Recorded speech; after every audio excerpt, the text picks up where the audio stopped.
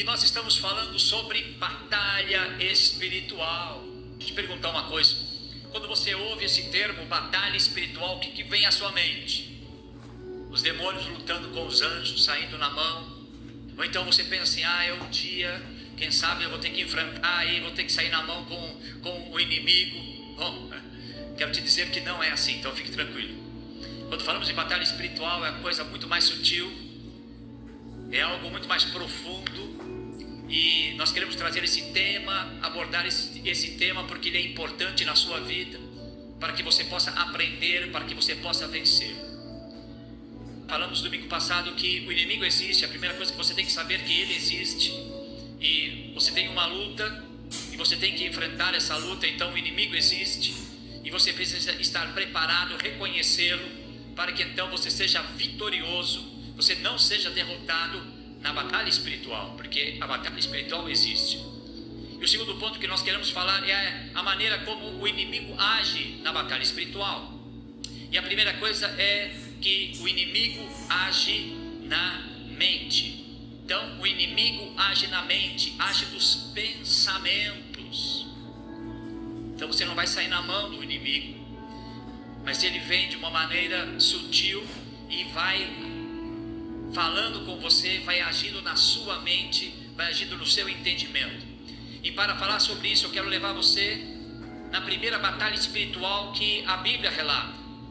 Bom, nós sabemos a última batalha espiritual, que é o inimigo será vencido ali no final do milênio.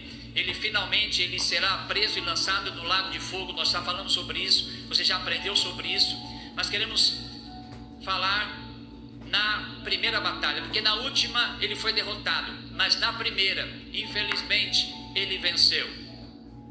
Então nós precisamos conhecer a primeira batalha espiritual, para que nós possamos entender e ficamos atentos para não cairmos nas tramóias, nas ciladas do inimigo. Vamos ao texto que está lá em Gênesis capítulo 3, verso de 1 a 3.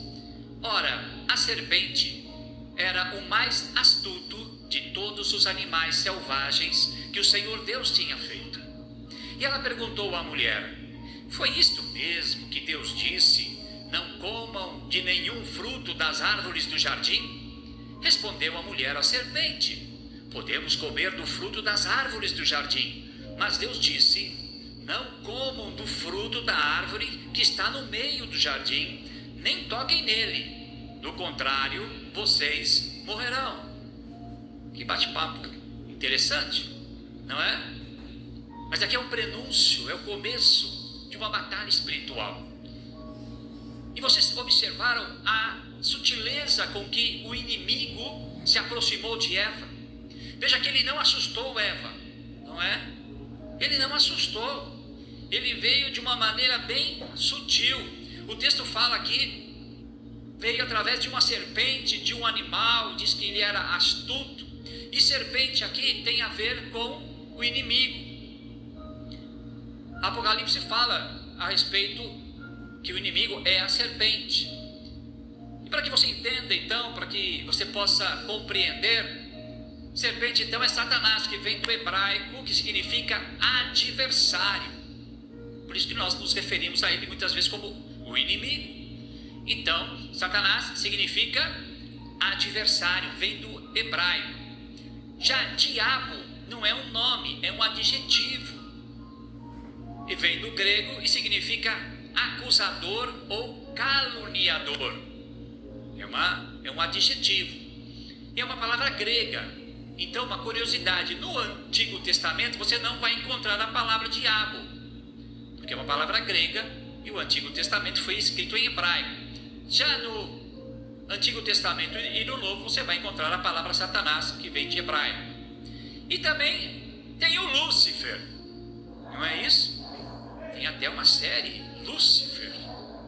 O que significa Lúcifer? Ele vem do latim, um nome, por isso que nós não temos na nossa Bíblia. Se você for ler, você não vai encontrar na nossa Bíblia o nome Lúcifer. Ele vem do latim. E sabe o que significa Lúcifer? O que traz luz. Como é que apareceu isso? Isso foi uma tradução da Vulgata, tradução do grego para o latim. Então, lá no final do século IV, início do século V, né, o Papa pediu para que São Jerônimo traduzisse a Bíblia. Então, quando tem lá em Isaías, quando fala filho da alva, ele colocou o nome Lúcifer. Então não tem na nossa Bíblia, é uma palavra que originou-se do latim, da tradução Vulgata. Isso para que você possa estar compreendendo, entendendo. Então, Satanás apareceu ali para Eva, e veja, ela não se assustou. E ele conversou com Eva, não foi? E aí você vê assim, e aí, pastor, os animais falavam lá no paraíso? Bom, acho que esse texto tem muito pouca informação para a gente dizer que os animais falavam lá no paraíso, né? Na verdade, os animais se comunicam, não se comunicam? Eles se comunicam entre eles se comunicam com o inimigo, e se comunicam até com a gente, fala a verdade. Você tem um cachorrinho em casa? Você tem um cachorrinho? E quando você chega em casa, o que o cachorrinho faz? Ele fica feliz? Abana o rabinho, pula, não é isso? O que ele está comunicando? Que ele está, o quê? Contente que você chegou, não é? Quando ele quer comer, o que ele faz? Ele bate no potinho e olha, ele está se comunicando que ele quer comer, tá certo? Bom, e quantas vezes a gente diz assim, puxa, olha só falta falar, não é isso? O cachorrinho faz, aí você faz lá a comunicação dele e a gente fala assim, ué, só falta falar. Pois é, a serpente falou, não é? Então a gente pode imaginar que Eva não ficou assustada e até conversou com a serpente. Nós temos que entender que ela estava no jardim do Éden, não havia pecado, não havia maldade, e de repente Eva talvez pensasse que fosse uma experiência nova que ela estava tendo ali com a serpente. Enfim, houve um diálogo, e quando nós olhamos para esse diálogo, nós vemos que a serpente envolveu Eva, não foi? O que a serpente fez? Ela faz uma pergunta. Olha só, eu quero aprender. A maldade em perguntar? Ela faz uma pergunta. Eva, diz aí, é verdade que não pode comer de nenhuma árvore? Não foi isso? Olha só a sutileza. Eva falou, não, serpente, eu vou te ensinar agora. Olha, nós podemos comer de todas, menos daquela que está no meio do jardim. Então veja, a serpente não estava perto da árvore, não é? Então, em um momento, em um ambiente, em uma situação que a gente vê, às vezes, nos desenhos, né? A serpente enrolada na árvore que não é maçã, não é? Você sabe que isso é o fruto do conhecimento do bem e do mal.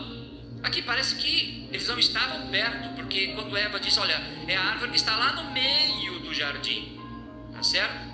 Então, no ambiente, parece que tudo bem, não é? Tudo favorável, uma conversa amigável, mas aquilo era uma cilada. E o que é cilada? E o que é cilada? É você se esconder para atacar, não é isso? Cilada é se esconder para atacar. E a primeira coisa que nós aprendemos na batalha espiritual é que o inimigo, ele arma o quê?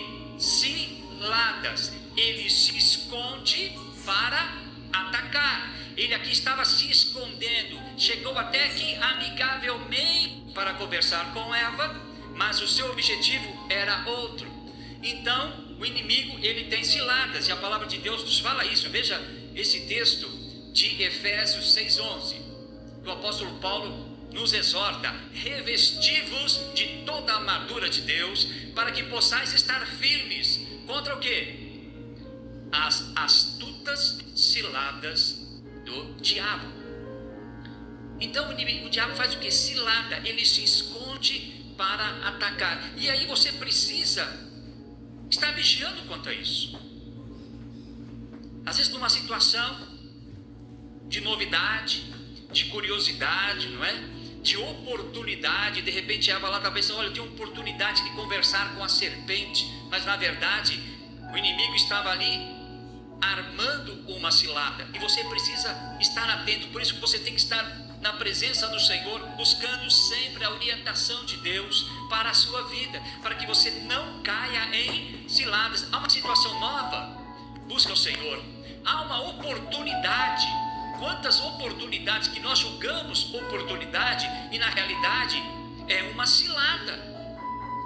Então você tem que colocar tudo diante do Senhor, todas as coisas da sua vida, buscar o Senhor, buscar a palavra de Deus, para que você possa ter o discernimento, para tomar uma atitude certa, para não cair, como diz o texto, e é forte o texto, astutas ciladas.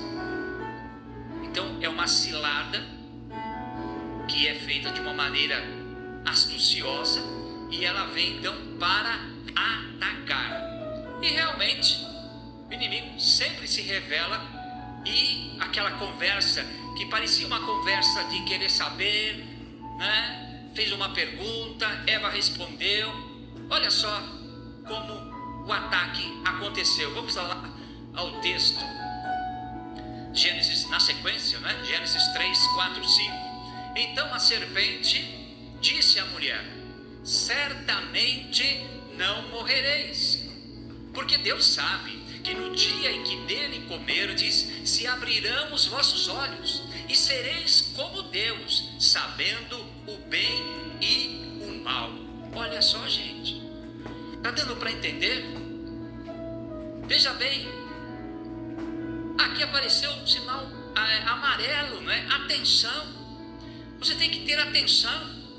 Como é que pode uma serpente que estava com dúvida, que não sabia se podia comer ou não podia comer, de repente ela já sabe que se comer vai ter um outro objetivo? Como assim? Não era para ter acendido um sinal amarelo de atenção? E olha, sinal amarelo, gente, não é a oportunidade para você correr e passar, não é? Muito pelo contrário, sinal amarelo é para fazer o quê? Diminuir a velocidade, está pronto a frear. A gente pensa assim, deu amarelo, vou acelerar para passar. Pode acontecer acidente, não pode? O amarelo não foi feito para isso. O amarelo não é oportunidade para você avançar, é um aviso para você reduzir a velocidade. Quantas vezes nós temos que ficar atentos nas nossas conversas, nas oportunidades, naquilo que acontece conosco? Temos que ficar o quê? Atentos.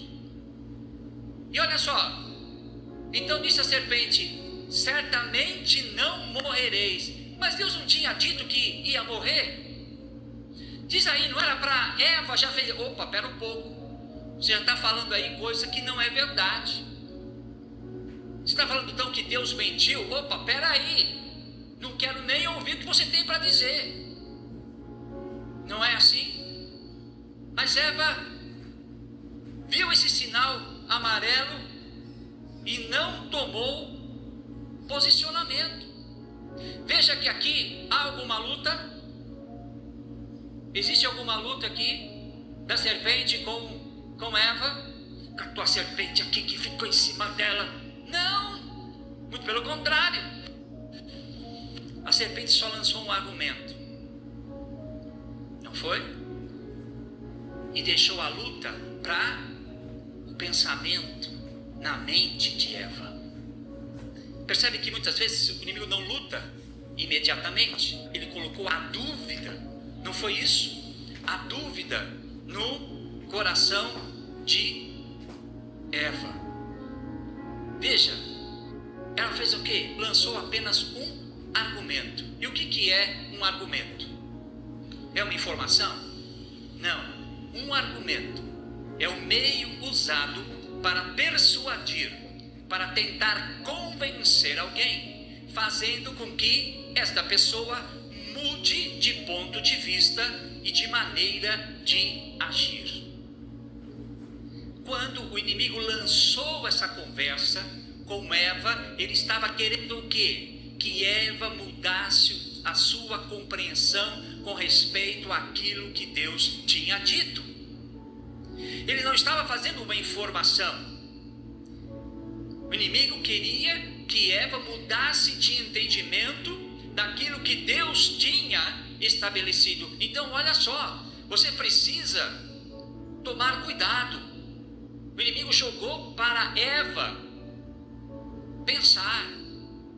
E qual foi a luta na mente de Eva? Deus mentiu?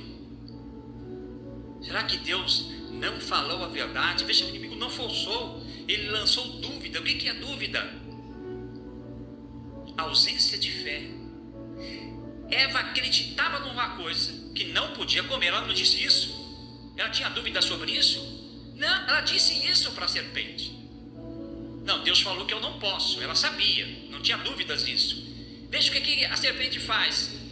O que Satanás faz? Ele joga um argumento para que Eva mude de entendimento a respeito daquilo que Deus tinha estabelecido. E quantas vezes isso acontece conosco? O inimigo, de uma maneira astuciosa, numa cilada, ele lança na sua mente o quê?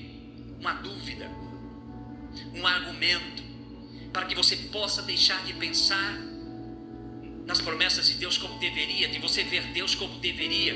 Quantas vezes o inimigo lança para você: se Deus é amor, por que você está sofrendo? Você já não pensou isso? Quando você passa por problema, a primeira coisa que o inimigo faz é lançar na sua mente. Ele não aparece para você, mas ele lança na sua mente. Ele manda uma pessoa dizer para você: mas você está sofrendo, mas Deus não te ama, não é? Isso é um argumento para que você possa começar a refletir e mudar o seu conceito a respeito de Deus, o amor de Deus para a sua vida. Você ora e nada acontece? Para de orar. Para que você ora? Você está orando tanto para o seu emprego, está orando tanto para a libertação, está orando tanto, para de orar. Não funciona. Não é isso que o inimigo faz? Ele lança o quê? Na mente. De alguma forma, né, chega alguém para falar com você, olha, na mente. Deus disse para não fazer, mas todo mundo faz. Não tem problema não. Imagina. Não é isso que ele faz? Ele joga uma luta, uma dúvida na sua mente. A Bíblia é antiquada, né? Não é bem assim. Gente, se alguém chegar para você, ler um texto, e você tem um entendimento desse texto, e alguém falar para você: olha, não é bem assim, sinal amarelo. Fique esperto. A Bíblia é antiquada. Fique esperto. É a astuta cilada do inimigo. Você é muito jovem para seguir a Jesus. Vai curtir a vida. Não, depois. Não é isso? Quantas e quantas vezes somos bombardeados pela ação do inimigo na nossa mente? E aí é uma batalha espiritual. Ele não vai nos forçar. Veja, Satanás deu o fruto. Ele deu o fruto da árvore do conhecimento do bem e do mal para Eva comer. Ele deu. Não é Branca de Neve, ok? Não é Branca de Neve. Ele não deu. Ele só lançou onde? A dúvida na mente. Está entendendo? Por isso que a batalha espiritual, ela começa na mente. Mudar a sua mente.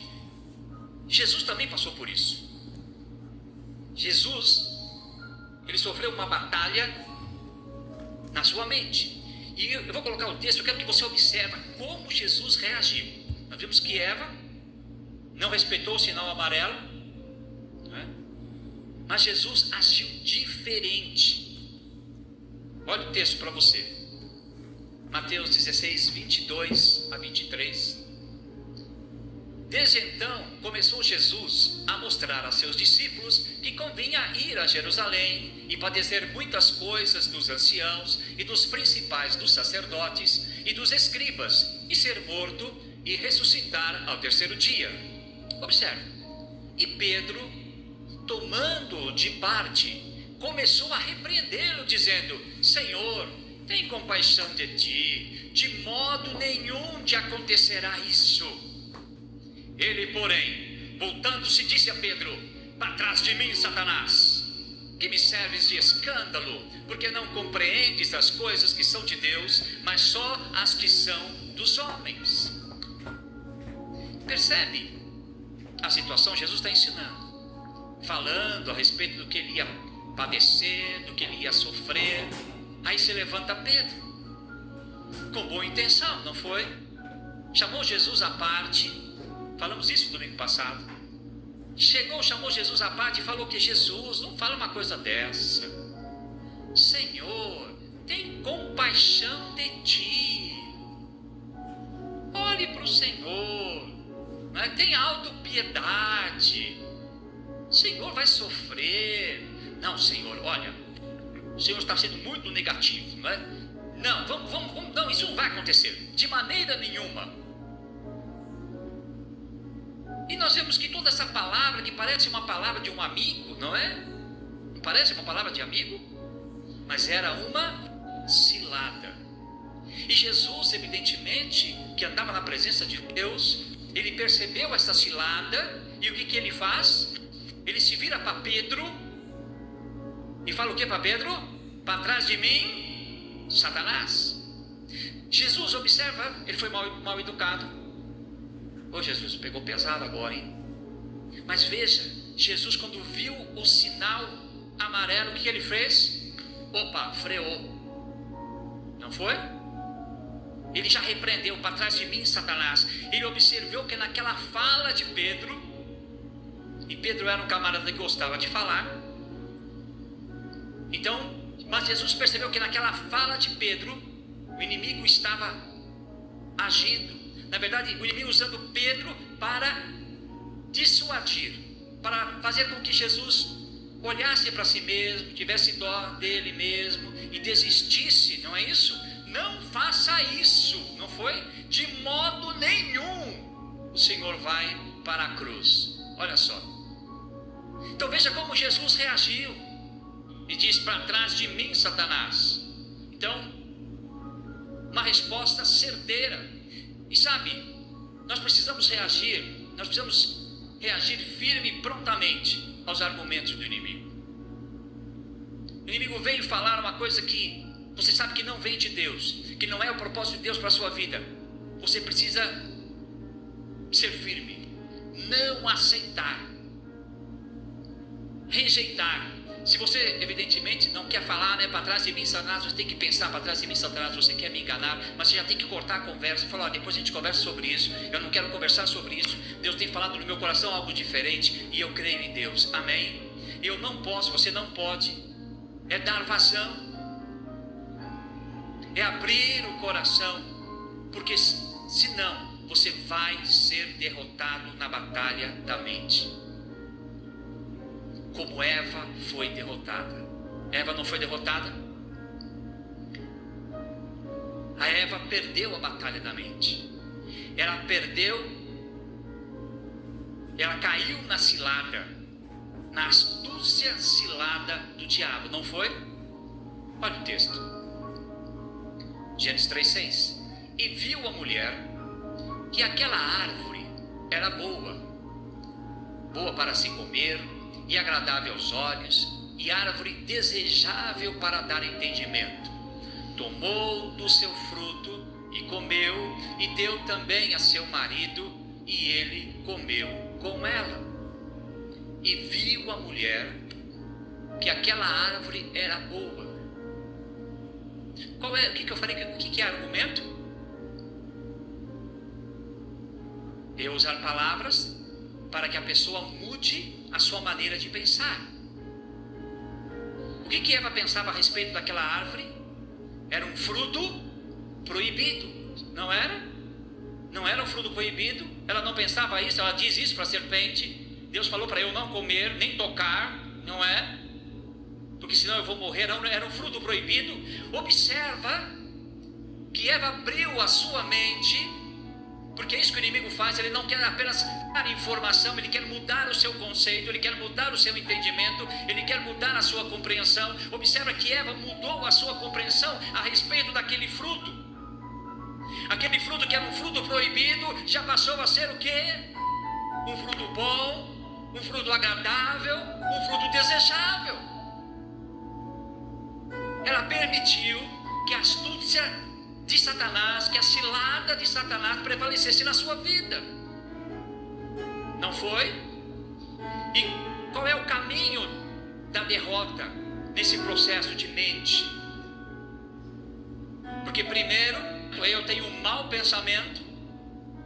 Se eu tenho um mau pensamento, eu vou ter uma má ação. não é? E se eu tenho uma má ação, eu vou ter uma má consequência. Qual foi o mau pensamento de Eva? Qual foi o mau pensamento de Eva? Será que é verdade o que Deus disse? Eu acho que Deus não está falando a verdade. Olha, isso não é bem assim. E aí ela teve uma má ação, ela tomou do fruto e comeu. E nós sabemos qual foi a consequência daquela má ação. O pecado entrou na sua vida, não foi? Afetou o seu esposo, que deu para Adão e Adão comeu, e afetou a sua posteridade. Pecado é coisa séria. Afeta você, afeta aqueles que estão ao seu redor e afeta a sua posteridade, não é? Nós não somos afetados pelo pecado de Eva, não somos afetados. O pecado entrou no mundo por causa de quê? Foi por causa de Satanás? Foi por causa de Satanás? Não, foi por causa de quê? Do homem, porque o homem foi quem errou. Está entendendo? Satanás fez o quê? Só lançou um argumento. Está entendendo? E deixou que má decisão estivesse a cargo de Eva. Então o pecado entra no mundo por causa de quem? Do homem. Não é isso que diz? Olha o texto de Romanos. Portanto, por um homem entrou o pecado no mundo. Não diz Satanás. Portanto, por Satanás entrou o pecado no mundo. Não. Observa. Entrou o pecado através de quem? Do homem. E pelo pecado entrou a morte para ele, mas também a morte passou a todos os homens. Por isso que todos pecaram. Pecado é coisa séria. Muitas vezes, sabe, nós culpamos Satanás, mas quando na verdade nós é que somos culpados. É fácil culpar o inimigo. Quem é que estava no controle da situação naquela ocasião do Jardim do Éden? Quem estava no controle da situação? Era Satanás ou era Eva? Quem é que estava no controle? Quem é que podia decidir as coisas lá? Quem? Satanás? Não, Eva. Eva estava no controle da situação, e a gente tem que entender isso, sabe? Na batalha espiritual, você é que está no controle, amém? Ah, estou tendo uma batalha terrível, ok, quem é que está no controle? É o inimigo? Não, é você que está no controle. Na batalha da mente é você que está no controle, porque é você que pode tomar a decisão, ou repreender, não, para trás de mim, Satanás, ou então, poxa, olha, é boa, tô achando que esse fruto é gostoso, viu? Percebe? Ou você tem uma reação de Jesus, para trás de mim, Satanás, ou então você é iludido, é levado, então você precisa decidir vencer, e não apenas querer vencer. Na batalha espiritual que vem na sua mente, as ideias, os conceitos contrários à vontade de Deus, você pode decidir, você está no controle, decida, e não apenas queira decidir. Ah, eu vou decidir no dia, não, você vai decidir. Por quê? Porque o pecado não afeta só você, mas afeta o outro. Afetou Adão e afetou aqui, como nós lemos, todos nós. Por quê? Porque lá no Jardim do Éden, o inimigo venceu, entrou pela mente na vida de Eva. Você é quem decide, amém? Você é quem decide, e você precisa aprender a fazer a melhor escolha. Nessa batalha, você é quem decide se vai perder ou ganhar. O que você vai decidir? Ah, com certeza você fala, eu quero decidir vencer. Mas não é só querer, é decidir. Decisão envolve ação. E é isso que o Senhor te chama a atenção nessa manhã. E olha, não é só isso. Quanto a decisão, olha o que ele fala, olha o que o Senhor fala em Deuteronômio 30, 19 e 20, presta atenção. Deus chama o povo e faz uma coisa assim fantástica. E olha como ele leva a decisão a sério, como a tua decisão é importante na batalha espiritual. Você não é vítima porque você está sofrendo uma batalha espiritual. Não, você é um guerreiro, tem que se levantar e tomar uma decisão. Olha o que o texto diz.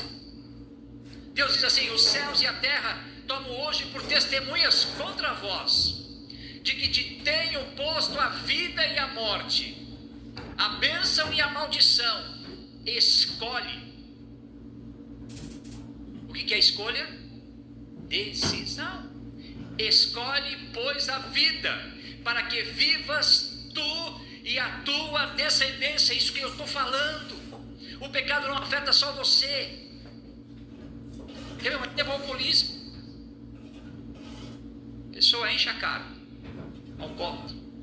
O que acontece com ela?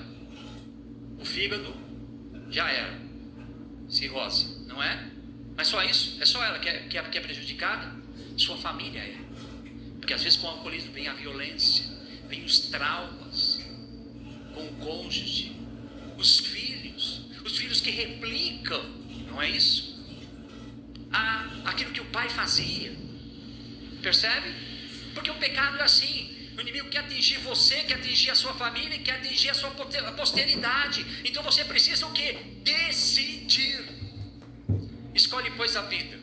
E como é que eu escolho a vida? Verso 20: amando ao Senhor teu Deus e dando ouvidos à sua voz.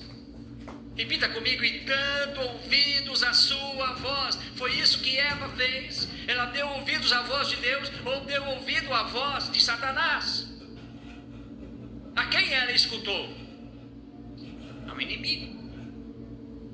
E quando você escuta o inimigo, você vai ter derrota. Eva ouviu, escutou o inimigo, o pecado entrou, a morte entrou. Então, amando ao Senhor teu Deus, dando ouvidos à sua voz e achegando-te a Ele, pois Ele é a tua vida e o prolongamento dos teus dias. Você quer ter dias prolongados? Você quer viver bastante? Hein? Então tome as melhores decisões. Amém? Decida: eu vou tomar as melhores decisões. Eu vou ouvir ao Senhor para tomar a melhor decisão. Eva ouviu o inimigo. Tomou a melhor decisão? Não, tomou uma decisão errada, que afetou a sua vida, a do seu cônjuge e a nossa vida. Quando ouvimos a voz do inimigo e não tomamos a decisão certa, sofremos derrota. Quero que você pense nisso. Nada do que acontece com você é para a sua derrota, se você souber como lutar. Você pode estar passando por problemas, por dificuldades, não é para a tua derrota. Se você lutar, você vai ter vitória. E para que você fique com essa mensagem no seu coração nesse dia: não duvide do que Deus diz, nunca. Por mais que seja difícil, se Ele falou, acredite, porque Ele está certo. Deus sempre está certo. Rejeite prontamente o argumento do maligno. É do maligno, não quero nem ouvir. Não fique dando ouvidos à voz do inimigo. 3. Você está no controle sempre, lembre disso. O inimigo só argumenta. É você que decide. Aleluia. Você está no controle. Amém? E decida vencer. E não apenas queira vencer. Eu quero vencer. Não, eu vou decidir vencer.